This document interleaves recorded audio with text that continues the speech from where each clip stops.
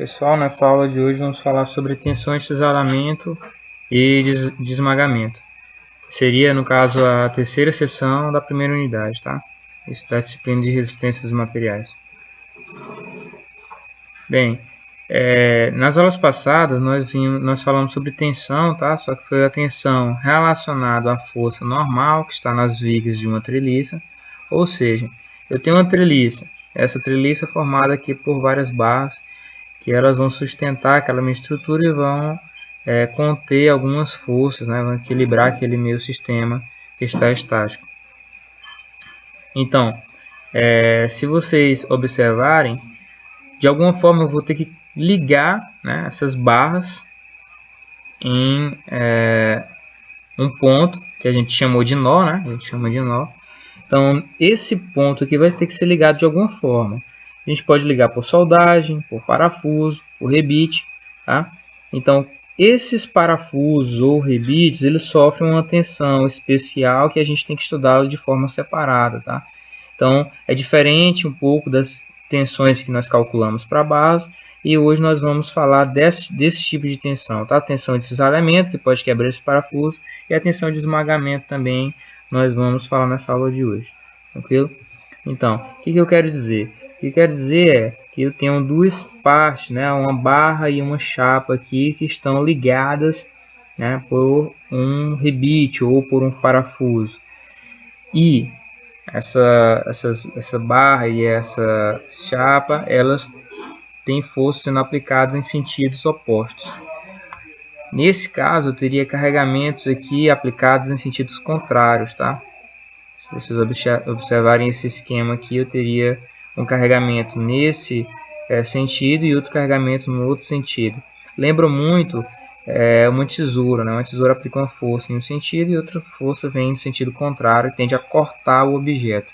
É mais ou menos isso que acontece no cisalhamento, e isso também acontece com o parafuso. O parafuso, se a gente não calcular de forma correta essas tensões, o parafuso pode quebrar, tá? Pode romper.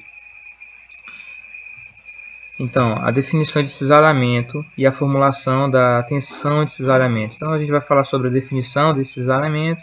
Posteriormente, vamos criar ali fórmulas para calcular essa tensão de cisalhamento. O conceito de tensão ocorre quando há um carregamento aplicado em uma determinada área de um material. Assim, o tipo de carregamento define a tensão atuante. Então, eu vou classificar esse tipo de tensão que atuou baseado no meu carregamento, tá? Então, nesta sessão, veremos uma nova condição de carregamento na estrutura.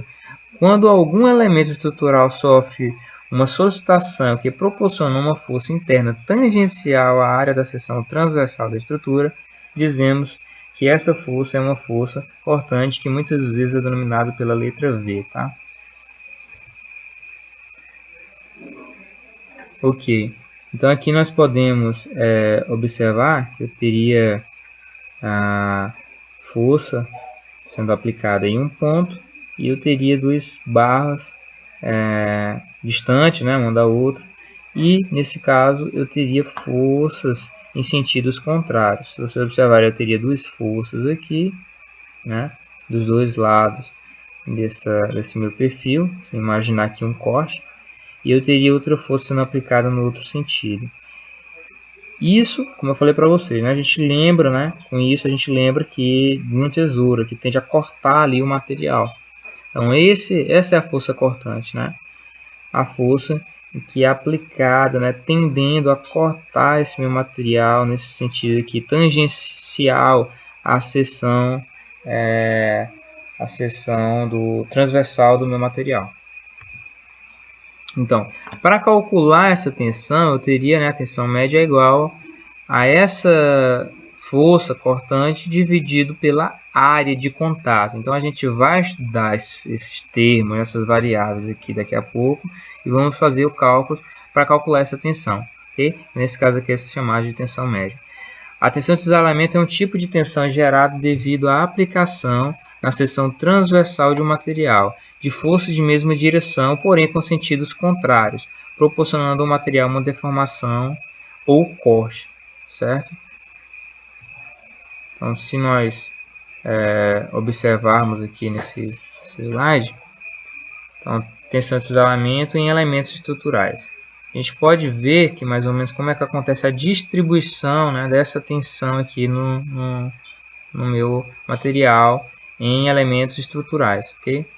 Então, segundo Haber, para uma viga com seção transversal retangular, a tensão de cisalhamento varia parabolicamente com a altura.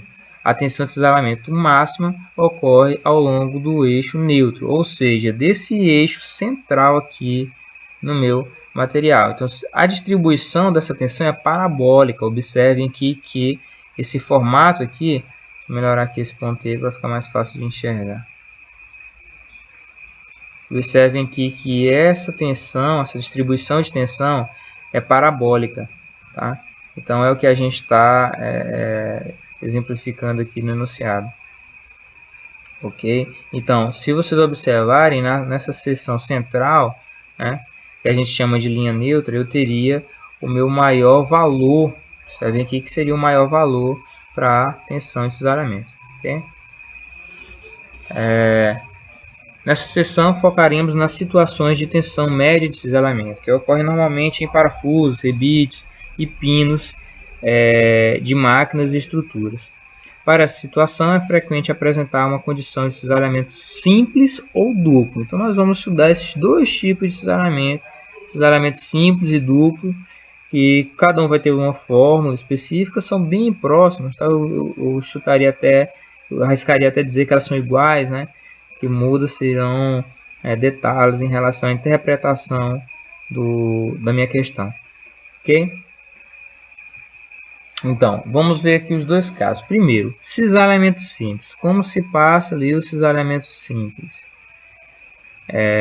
O cisalhamento simples ocorre quando eu teria apenas duas forças sendo aplicadas, né, em mesma direção e em sentidos opostos no meu material, tendendo, né, a cisalhar esse material, ok? Então, um exemplo aqui, eu tenho um parafuso juntando uma barra e uma chapa, ou duas barras, ou duas chapas, né? E eu tenho forças sendo aplicadas em sentidos opostos. Lembrem que a gente está falando de resistências materiais, então a gente costuma falar em estruturas estáticas. Então essa estrutura aqui ela está parada, então eu tenho um equilíbrio de forças, tá? Então eu tenho uma força sendo aplicada para um lado e eu tenho a força sendo aplicada para o outro, ou seja, sentidos opostos, mas todas duas estão na horizontal, ou seja, mesma direção. Aqui eu tenho um diagrama de corpo livre, então eu tenho uma força sendo aplicada aqui e eu teria outra força P, ok? Então seriam duas forças. Se vocês observarem, a tensão média, né, vai ser dada por P sobre A, ou seja, essa força aqui dividido pela área. Como a estrutura está em equilíbrio, o somatório dessas forças vai ser igual a zero, o que quer dizer que essa força tem intensidade igual a essa outra força P aqui, ok? Então no caso, eu teria que a tensão média, né, vai ser igual aqui nos dois casos, em que P, né, sobre a área vai ser igual a F sobre a área, ou seja, essas duas forças são iguais, portanto a tensão em cada um deles será igual. Então eu vou tomar apenas uma tensão média, não vou calcular para cada uma das forças, eu vou calcular como eles são iguais, então eu vou arriscar dizer que essas duas tensões são iguais, então eu só preciso calcular para um lado, que consequentemente vai ser replicado para outro, ok?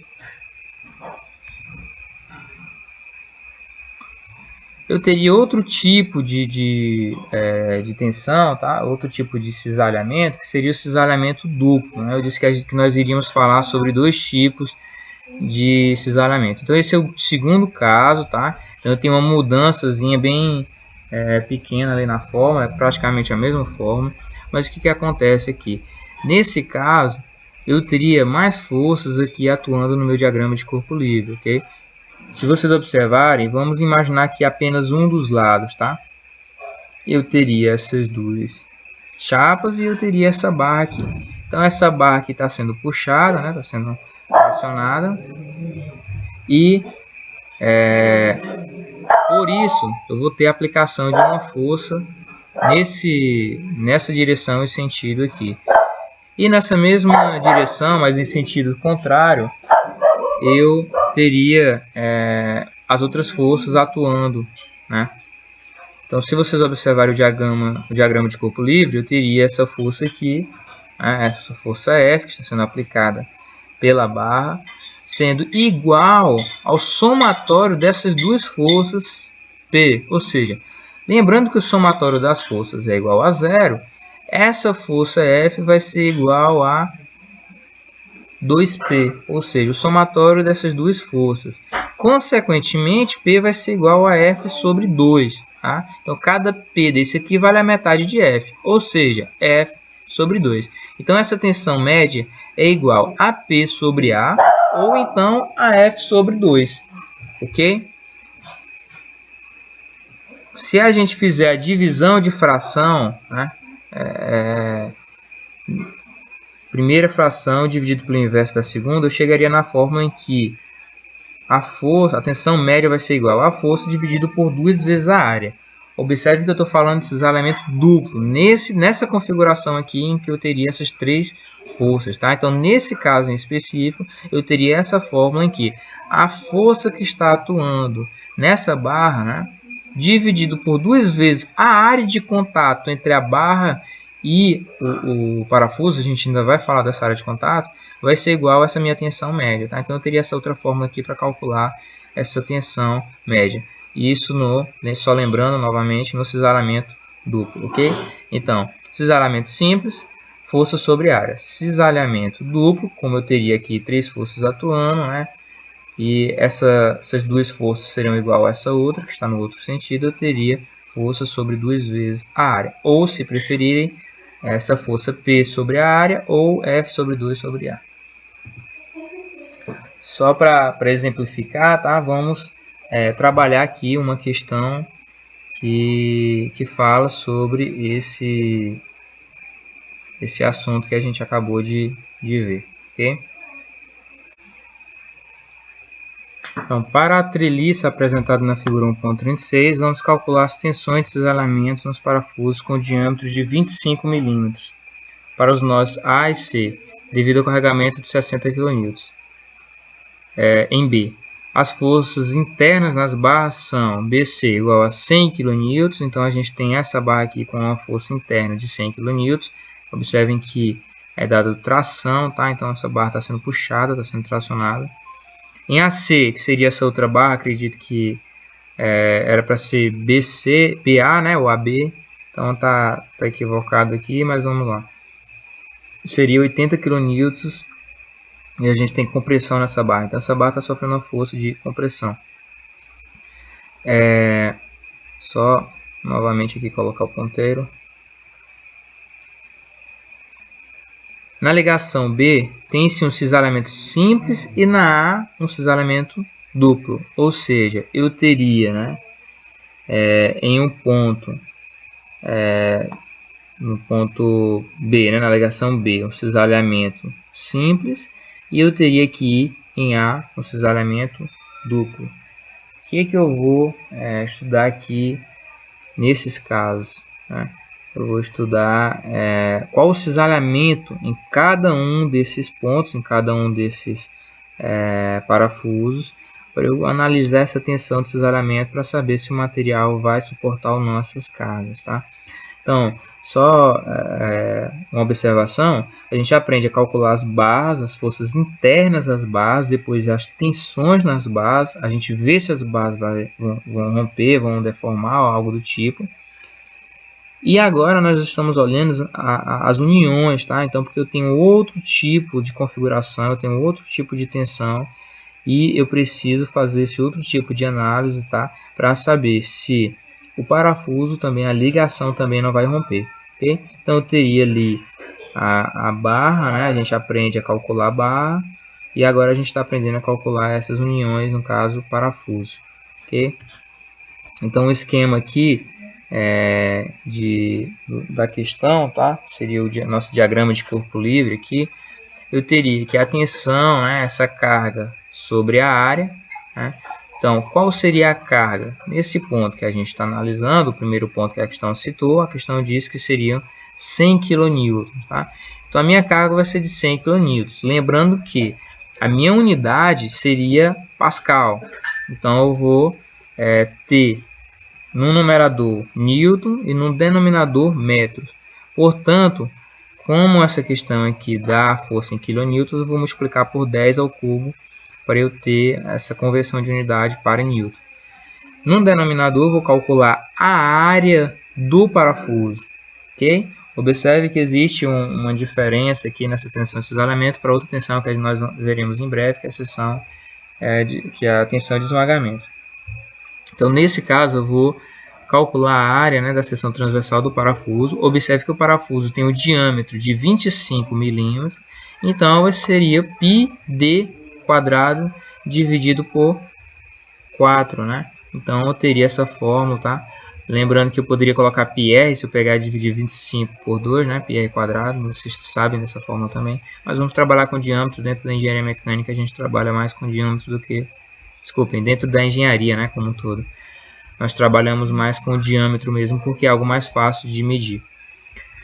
Então, eu teria aqui no numerador a minha carga, a gente sabe que é de 100 kN. No denominador eu teria a área. Então eu calculei a área, né? Observem que a unidade está em milímetro. Sempre que eu tiver essa unidade em milímetro e eu for calcular a área, eu vou encontrar o quê? Uma área em milímetro quadrado. Como eu preciso ter newton por metro, quando eu pegar esse meu resultado, é só, ao invés de colocar o resultado em Pascal, eu coloco em megapascal. Tá? Então, toda vez que eu, no denominador, colocar o diâmetro em milímetro, o resultado eu coloco em megapascal, ao invés de só Pascal. Tá? Se você quiser converter para metro, tudo bem, vai dar um resultado aqui também que vai estar correto, vai ser o mesmo resultado. Tá? Só que vai dar um número maior e você vai converter para megapascal. Eu acho mais fácil eu colocar aqui em milímetros, já a questão já deu em milímetros, e no final eu só coloco megapascal aqui no resultado. Okay? Então, se vocês observarem, é muito simples. Eu olho qual a tensão está atuando no parafuso. Né? Então, eu coloco ela aqui no numerador, dividido pela área da seção transversal do parafuso. Então, eu pego o diâmetro do parafuso, utilizo a minha fórmula πd quadrado sobre 4. E aí, faço essa divisão e é muito simples fazer esse cálculo. Okay? Então, é essa tensão que está sendo aplicada. Né? 203,72 megapascal é a tensão que está sendo aplicada nesse parafuso. Geralmente, os fabricantes de parafusos, eles já dizem, né, nas embalagens, no site do fabricante, em algum local você vai encontrar qual seria a tensão admissível naquele material, ou seja, até quanto esse material suporta. Né? Então, você vai relacionar essa carga essa tensão que você calculou com a tensão que o material suporta. Se ele suportar, né, beleza, vai atender o meu projeto. Se ele não suportar, eu vou ter que fazer algumas mudanças. Okay?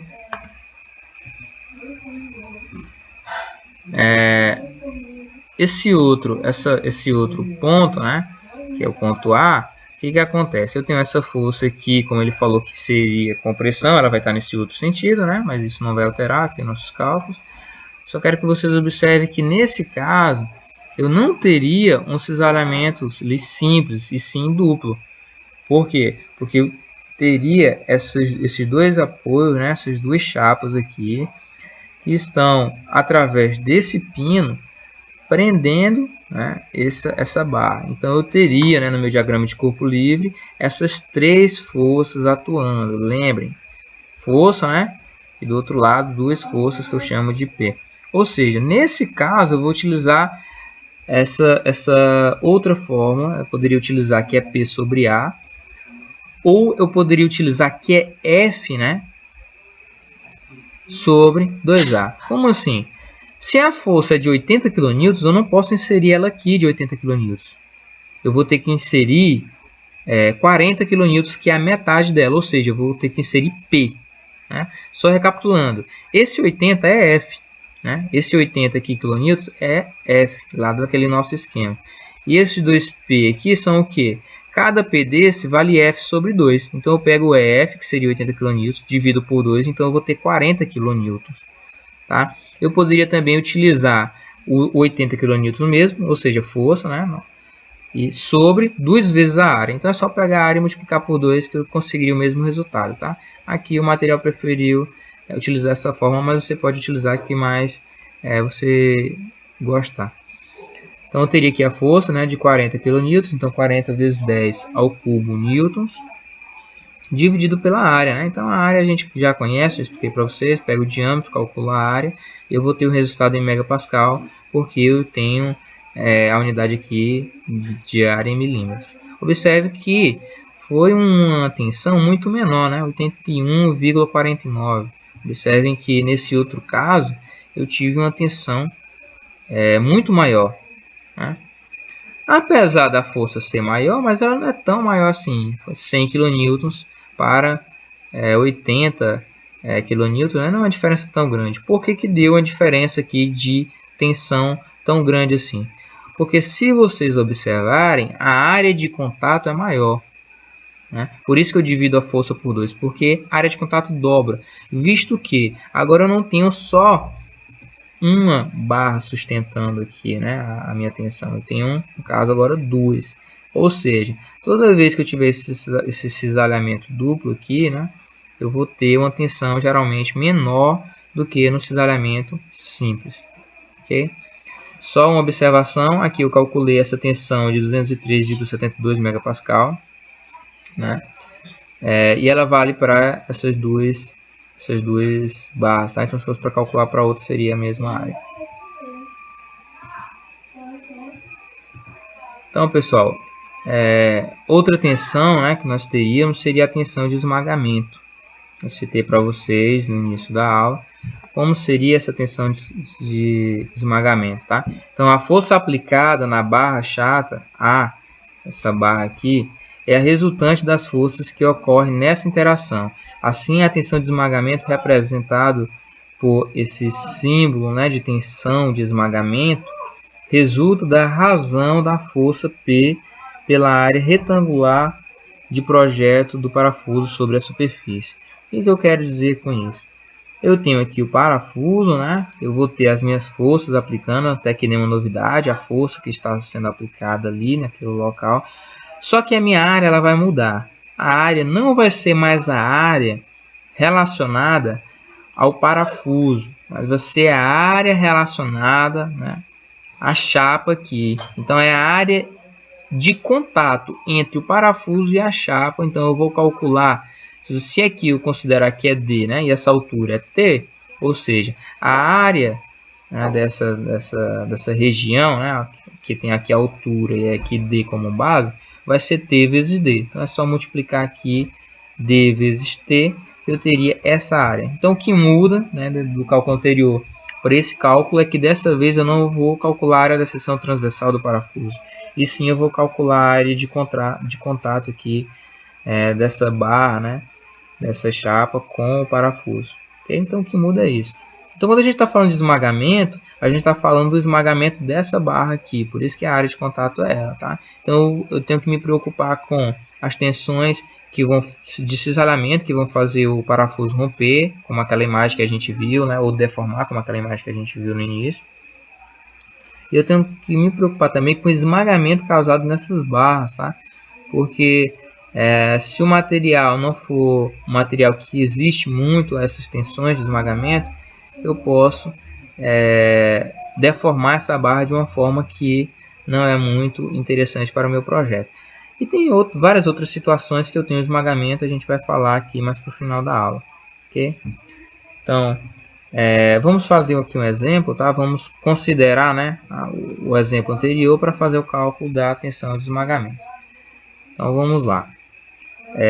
Considerando a mesma questão que a gente viu anteriormente, né, os mesmos dados, as mesmas forças, só que dessa vez eu vou calcular a tensão de esmagamento.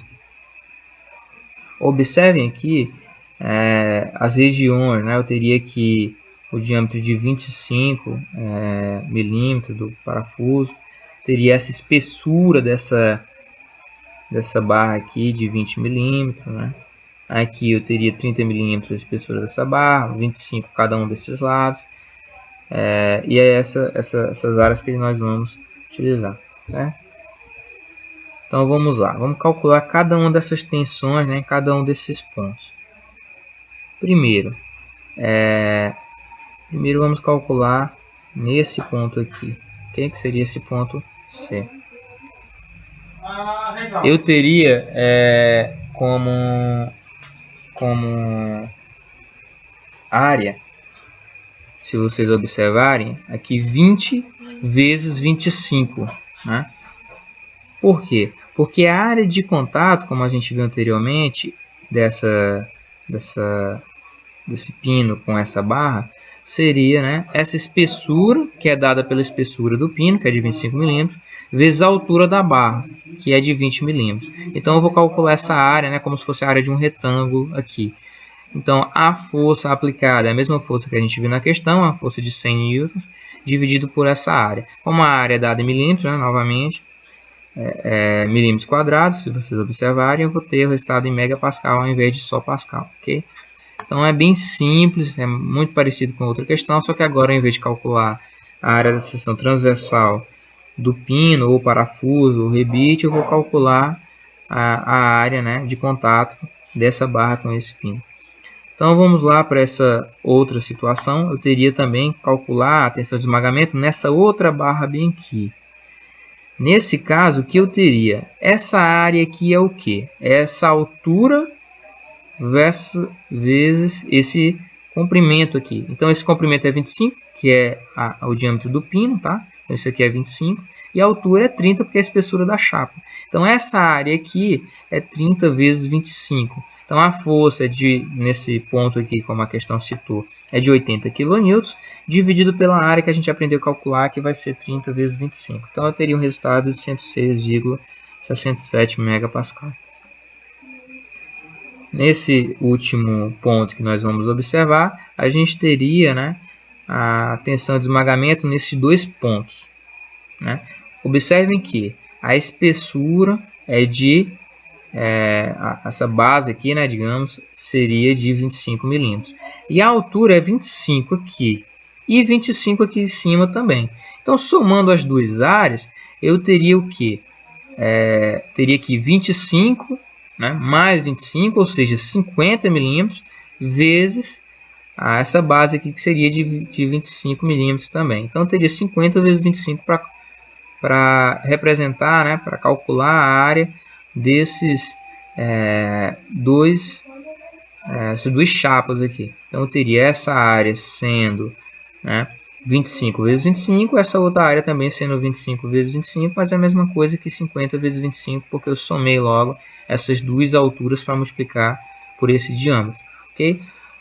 Resumindo, esses dois apoios, essas duas chapas, né, vão ter uma tensão, né, distribuída entre elas duas, que vai ser igual à força aplicada nessa barra dividido pela área dessas duas, área de contato, né, com o pino dessas duas barras aqui. Então, resumindo, eu teria 80 kN, né, 80 vezes 10 ao cubo, dividido por 50 vezes 25, nesse caso milímetros, então eu vou ter o resultado em megapascal.